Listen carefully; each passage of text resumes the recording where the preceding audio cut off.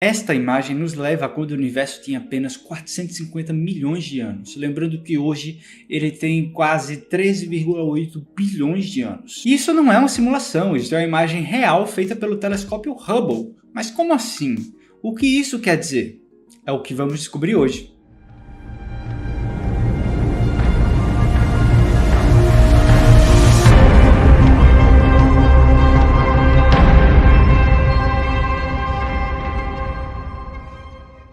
Curiosidade sobre o passado é algo muito presente entre nós humanos, não é à toa que estudamos história. Se um historiador quiser descobrir sobre o passado, ele vai ter que, por exemplo, vasculhar documentos, livros antigos. Se algum paleontólogo quiser descobrir sobre como era a vida na Terra no passado, vai ter que, por exemplo, procurar e analisar fósseis. Mas se um astrônomo quiser descobrir sobre o passado, ele pode simplesmente olhar para algo que esteja bem longe. Mas por que isto? Porque a luz tem uma velocidade finita, assim como, por exemplo, o som. Em dias de tempestade de raios, você certamente já percebeu que o trovão sempre chega depois do raio.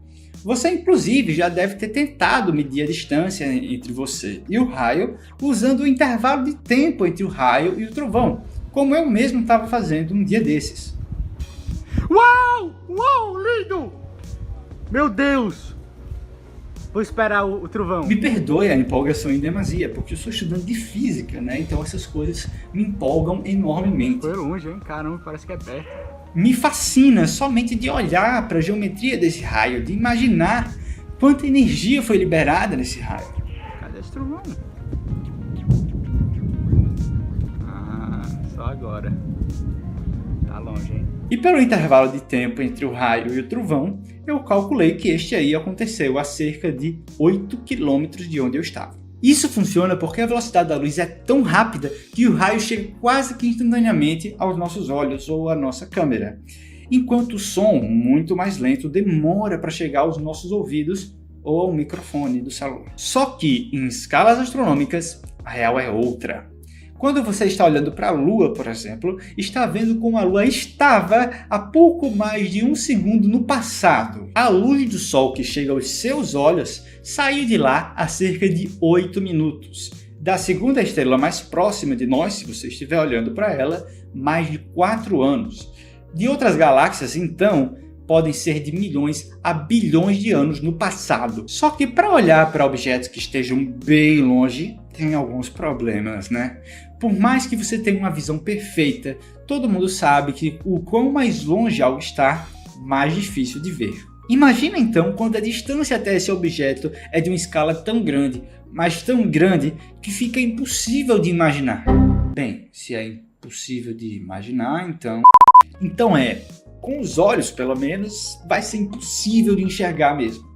Mas é para isso que existem os telescópios. Mas não é só esse o problema. No quarto episódio da série Cores do Céu, aqui do Astrotubers, nós descobrimos que a luz de galáxias distantes sofre redshift, ou desvio para o vermelho, ou seja, que a radiação emitida por galáxias distantes chega a nós com uma frequência inferior à que inicialmente era, fazendo que, por exemplo, luz azul que tenha sido emitida por uma galáxia distante chegue aqui amarela, ou luz vermelha que tenha sido emitida por uma galáxia distante chega aqui infravermelha, que os nossos olhos não enxergam, ou seja, escura, invisível. Então aí está o outro problema. Luz visível de galáxias distantes chega a nós muito reduzida ou simplesmente inexistente. Foi sabendo disso que em 1995 o astrônomo Robert Williams teve a ideia de apontar o telescópio Hubble para o meio do nada. Telescópio esse que ainda hoje é o maior telescópio espacial existente, portanto extremamente concorrido. O grupo que estava trabalhando nisso escolheu um setor da constelação de Ursa Maior. E, apesar da desconfiança de muitos colegas, o Robert foi na fé. Só que não é simplesmente apontar o telescópio, né? Se fosse assim era fácil. Como ele queria observar galáxias distantes, ele sabia que chegaria pouca luz, e luz que sofreu muito redshift. Portanto, para que essas galáxias apareçam, é preciso capturar muita, mas muita luz. E para isso, até o seu corpo sabe o que fazer, até certo ponto. Quando você sai de um lugar claro para um lugar escuro, as suas pupilas dilatam para que entre mais luz e assim você consiga enxergar no lugar escuro. Então, voltando à escala astronômica, era necessário um telescópio, e um telescópio grande. O Hubble é o maior telescópio espacial atualmente, mas existem telescópios terrestres muito maiores do que o Hubble. Então, por que não um deles? Um motivo é que a atmosfera terrestre bloqueia a maior parte de várias radiações, como por exemplo a infravermelha. Outro motivo é que a atmosfera da Terra faz com que o céu noturno não seja exatamente escuro, por causa do fenômeno da luminescência atmosférica, que certamente atrapalharia a observação. Já que o Hubble não é tão grande quanto os telescópios terrestres, para contornar essa situação é necessário aumentar o tempo de exposição, assim capturando mais luz.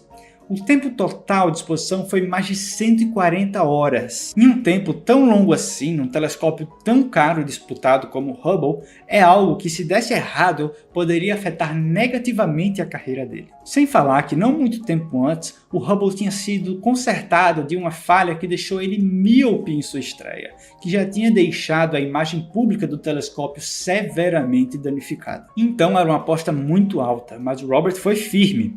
Ele que tinha direito a uma fatia considerável do tempo de observação do Hubble, por ser, na época, o diretor do Space Telescope Science Institute. E então, feito isto, a astronomia nunca mais foi a mesma. Surgiu aí o Hubble Deep Field, que em português significa campo profundo do Hubble. Com esta imagem, os cientistas puderam olhar para galáxias de até mais de 10 bilhões de anos no passado. A maioria dos objetos dessa foto são galáxias distantes, mas também tem algumas próximas e algumas poucas estrelas da nossa galáxia. Muitas descobertas sobre o passado do universo foram feitas, como por exemplo na evolução de galáxias. Descobriu-se que a formação de estrelas era muito mais ativa quando as galáxias eram mais jovens, além de que as galáxias eram menores e haviam muito mais galáxias de formatos irregulares. E olha, antes do Hubble, os astrônomos mal conseguiam observar partes do universo de 7 bilhões de anos atrás. Só o campo profundo do Hubble permitiu irmos 3 bilhões de anos além na história do universo. O sucesso foi tão grande que não ficou só nisso não. Logo depois, astrônomos escolheram a parte oposta ao campo profundo e fizeram o campo profundo do sul e descobriram que a imagem era bem parecida ao original campo profundo, evidenciando a uniformidade do universo. Mas o título do vídeo nem é campo profundo do Hubble, isso porque o sucesso não parou por aí. Entre os anos de 2003 e 2004, astrônomos escolheram outra porção do céu, dessa vez na constelação da Fornalha, e fizeram o campo ultra profundo do Hubble, que nos levou a descobertas de como o universo era há 13 bilhões de anos. Até que em 2012, cientistas, usando dados obtidos durante 10 anos do campo ultraprofundo do Hubble, com mais dados coletados de uma nova câmera mais avançada instalada no Hubble em 2009, fizeram o que até hoje é a imagem mais profunda obtida do universo, que contém galáxias distantes de quando o universo tinha apenas 450 milhões de anos de idade, o campo extremamente profundo do Hubble, que contém 5.500 galáxias. Algumas dessas galáxias têm um brilho tão fraco que, para serem detectadas com olhos humanos, precisariam ter um brilho 10 bilhões de vezes mais intenso. A porção do céu que o campo extremamente profundo do Hubble abrange é tão minúscula que, se você quiser chegar à área do céu inteira, você teria que multiplicar por 32 milhões. Se você multiplicar 5.500 galáxias por 32 milhões, você chega a um número de galáxias para o universo observável inteiro: 176 bilhões. Mas isto não é exatamente uma estimativa, está mais para um limite mínimo, considerando que o universo seja uniforme. Se você considerar as demais galáxias que possivelmente são muito pouco brilhantes ou muito pequenas, ou estejam muito próximas de outras galáxias para que apareçam nesta imagem, chegamos a uma estimativa de que existem hoje 2 trilhões de galáxias no universo observável. Os pontos azuis que vocês estão vendo nesta imagem, na verdade, não são azuis. É que como esta imagem possui radiação até mesmo do infravermelho, que é invisível aos nossos olhos, é preciso mudar o esquema de cores para que possamos enxergar a imagem como um todo. Com este novo esquema de cores, o vermelho fica correspondendo ao que vinha de radiações no infravermelho. E o azul, neste caso, na verdade, veio de radiações que originalmente tinham uma cor amarelada. Uma das perguntas mais audaciosas que até mesmo civilizações antigas devem ter feito é: qual é o nosso lugar no universo? Algumas vezes durante a história da humanidade, a nossa melhor resposta possível para esta pergunta mudou radicalmente. Uma delas foi quando Galileu, no início do século XVII, viu em sua luneta Júpiter e suas luas, e ajudou a mostrar que nem tudo girava em torno da Terra. Outra vez foi quando o astrônomo Edwin Hubble, no início do século XX, mostrou que haviam outras galáxias além da nossa. E, de pouco mais de 24 anos a quase 8 anos atrás, os campos profundos do Hubble nos mostraram que o universo está lotado dessas galáxias.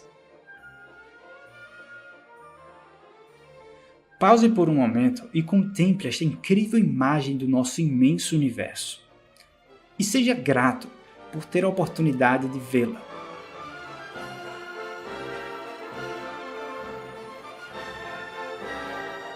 Somente uma minúscula parcela da humanidade teve essa mesma oportunidade que você está tendo.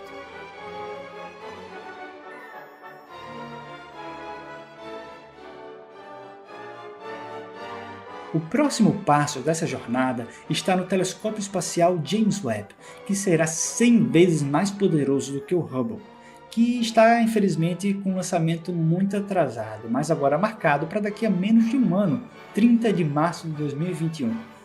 Como será que ele mudará a minha, a sua, a nossa percepção sobre o universo?